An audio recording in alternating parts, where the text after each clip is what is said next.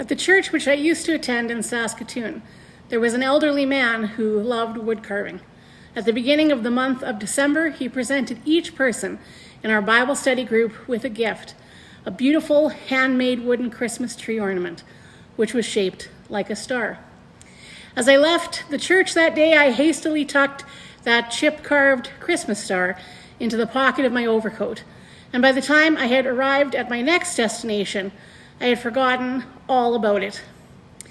A few days later, I received the news that a friend of mine had died of cancer.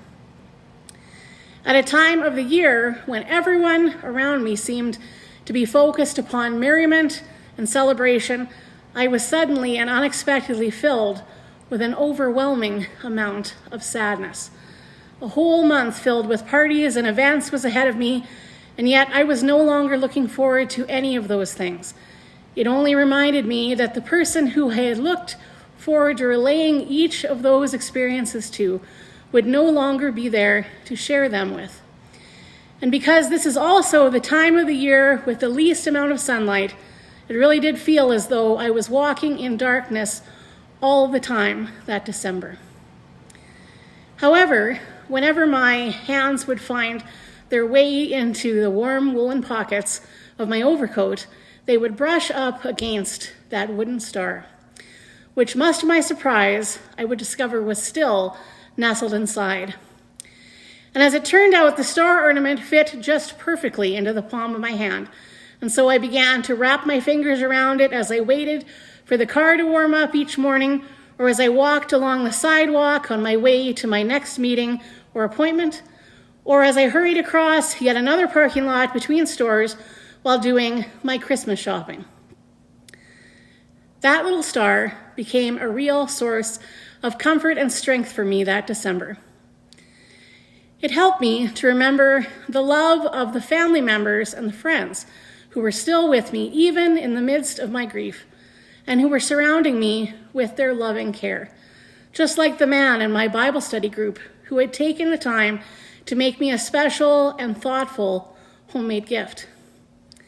It also reminded me to keep on looking ahead to the future with hope, just as the people who waited for the very first Christmas star, which heralded the birth of the Messiah, and as Christians do today, as we await the time when death, crying, pain, illness, and grief will all cease to exist in this world, because all things have been made new by God. That beautiful little wooden star never did get the opportunity to show off its intricate patterns while hanging off a bough of my Christmas tree. However, as it turned out, the pocket of my overcoat was exactly where it most needed to be that year. Blue is the color for Advent in the Lutheran Church, and it was chosen because deep blue is the color of the pre-dawn sky just before the sun rises in the east. The blue paraments and candles which adorn our churches at this time of the year signify our hope and our expectation of Jesus Christ, the true light who gives light to everyone who is coming into the world.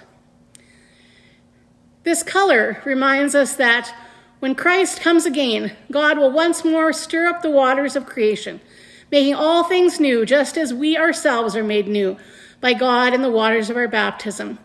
And so we look toward the horizon with watchful anticipation. Each Christmas, we remember how God came to earth to dwell among us and was born as a tiny baby, Emmanuel, which means God with us. During his life, Jesus Christ experienced many of the same things which we do in our own lives. He felt the full range of human emotions. He had his own times of sadness, grief, anger, and loss.